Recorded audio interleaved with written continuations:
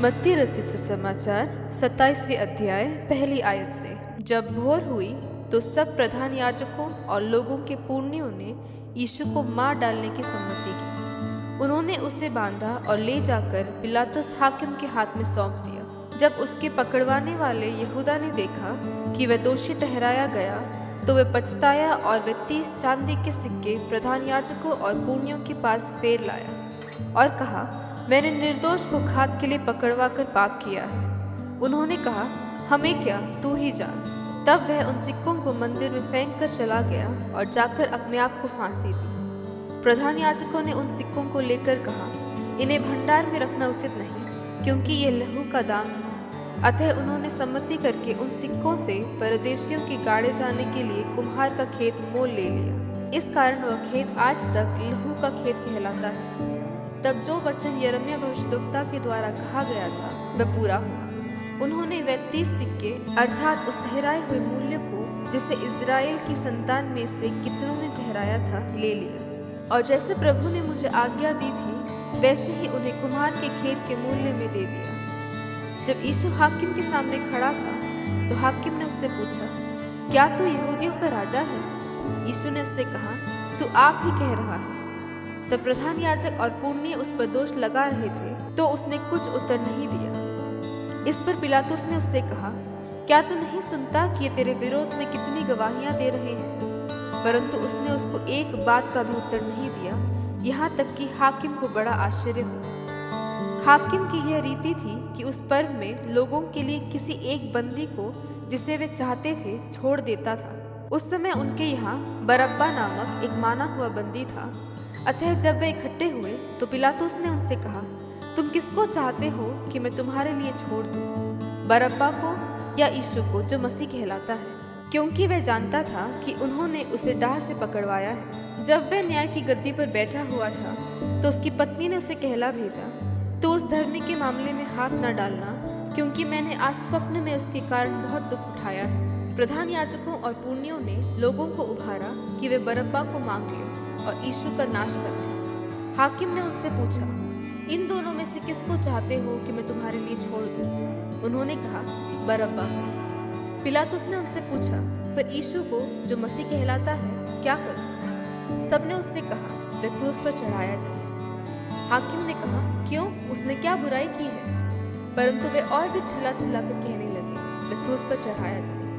तब पिलातुस ने देखा कि कुछ बन नहीं पड़ता परंतु इसके विपरीत हुल्लड़ बढ़ता जाता है, तो उसने पानी लेकर भीड़ के सामने अपने हाथ धोए और कहा, मैं इस धर्मी के लहू से निर्दोष हूँ, तुम ही जानो। सब लोगों ने उत्तर दिया, इसका लहू हम पर और हमारी संतान पर हो। इस पर उसने बरअब्बा को उनके लिए छोड़ दिया और यीशु को कोड़े लगवाकर सौंप दिया कि क्रूस पर चढ़ाया जाए। तब हाकिम के सिपाहियों ने यीशु को किले में ले जाकर सारी पलटन उसके चारों ओर इकट्ठी की और उसके कपड़े उतारकर उसे लाल रंग का बागा पहनाया और कांटों का मुकुट गूंथकर उसके सिर पर रखा और उसके दाहिने हाथ में सरकंडा दिया और उसके आगे घुटने टेककर उससे टट्टों में उड़ाने लगे और कहा, हे यहूदियों का राजा, नमस्कार। और उस पर थूका और वही सरकंडा लेकर उसके सिर पर मारने लगे। जब वह उसका टट्टा कर चुके तो वह बागा उस पर से उतार कर फिर उसी के कपड़े उसे पहनाए और क्रूस पर चढ़ाने के लिए ले चले। बाहर जाते हुए उन्हें शमौन नामक एक कुरेनी मनुष्य मिला। उन्होंने उसे बेगार में पकड़ा कि उसका क्रूस उठाकर ले चले। उस स्थान पर जो गुलगुता अर्थात खोपड़ी का स्थान कहलाता है पहुंचकर उन्होंने पित्त मिलाया हुआ दाखरस उसे पीने को दिया, परंतु उसने चक्कर पीना ना चाहा। तब उन्होंने उसे क्रूस पर चढ़ाया और चिट्ठियां डालकर उसके कपड़े बांट लिए और वहां बैठकर उसका पहरा देने लगे और उसका दोष पत्र उसके सिर के ऊपर लगाया कि यह यहूदियों का राजा यीशु है। तब उसके साथ 2 डाकू एक दाहिने और एक बाएं क्रूसों पर चढ़ाए गए।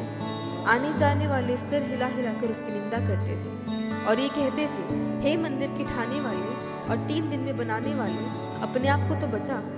यदि तू परमेश्वर का पुत्र है तो क्रूस पर से उतर आ।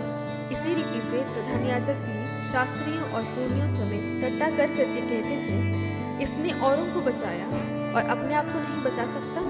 ये तो इज़राइल का राजा है। अब क्रूस पर से उतर आए तो हम उस पर विश्वास करें। उसने परमेश्वर पर भरोसा रखा है। यदि वह इसको चाहता है तो अब इसे छुड़ा ले।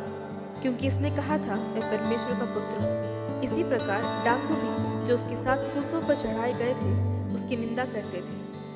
दोपहर से लेकर तीसरी पहर तक उस सारे देश में अंधेरा छाया रहा। तीसरे पहर के निकट यीशु ने बड़े शब्द से पुकार कर कहा, एली एली लमा शबक्तानी, अर्थात हे मेरे परमेश्वर तूने मुझे क्यों छोड़ दिया। जो वहाँ खड़े थे उनमें से कितनों ने ये सुनकर कहा, वे तो एलिया को पुकारता है। उनमें से एक तुरंत दौड़ा और स्पंज लेकर सिरके में डुबोया और सरकंडे पर रखकर उसे चुसाया। औरों ने कहा, रह जाओ, देखें एलिया उसे बचाने आता है या नहीं। तब यीशु ने फिर बड़े शब्द से चिल्लाकर प्राण छोड़ दिए।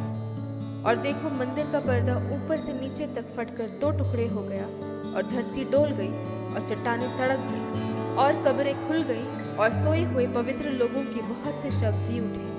और उसके जी उठने के बाद वे कब्रों में से निकलकर पवित्र नगर में गए और बहुतों को दिखाई दी। तब सूबेदार और जो उसके साथ यीशु का पहरा दे रहे थे भूकंप और जो कुछ हुआ था उसे देखकर अत्यंत डर गए और कहा, सचमुच ये परमेश्वर का पुत्र था। वहाँ बहुत सी स्त्रियां जो गलील से यीशु की सेवा करती हुई उसके साथ आई थी दूर से ये देख रही थी। उनमें मरियम मगदलीनी और याकूब और योसेस की माता मरियम और जबदी के पुत्रों की माता थी। जब सांझ हुई तो यूसुफ नामक अरिमतिया का एक धनी मनुष्य जो आप ही यीशु का चेला था आया। उसने पिलातुस के पास जाकर यीशु का शव मांगा। इस पर पिलातुस ने दे देने की आज्ञा दी। यूसुफ ने शव लिया और उसको उज्जवल चादर में लपेटा और उसे अपनी नई कब्र में रखा जो उसने चट्टान में खुदवाई थी, और कब्र के द्वार पर बड़ा पत्थर लुढ़का कर चला गया। मरियम मगदलीनी और दूसरी मरियम वहाँ कब्र के सामने बैठी थी। दूसरे दिन, जो तैयारी के दिन के बाद का दिन था, प्रधान याजकों और फरीसियों ने पिलातुस के पास इकट्ठे होकर कहा, हे महाराज, हमें स्मरण है कि उस भरमाने वाले ने जब वह जीवित था कहा था, मैं 3 दिन के बाद जी उठूंगा। अतः आज्ञा दे कि तीसरे दिन तक कब्र की रखवाली की जाए, ऐसा न हो कि उसके चेले आकर उसे चुरा ले जाएं और लोगों से कहने लगे, वे मरे हुओं में से जी उठा है। तब पिछला धोखा पहले से भी बुरा होगा। पिलातुस ने उनसे कहा, तुम्हारे पास पहरुए तो हैं, जाओ अपनी समझ के अनुसार रखवाली करो। अतः वह पहरुओं को साथ लेकर गए और पत्थर पर मुहर लगाकर कब्र की रखवाली की।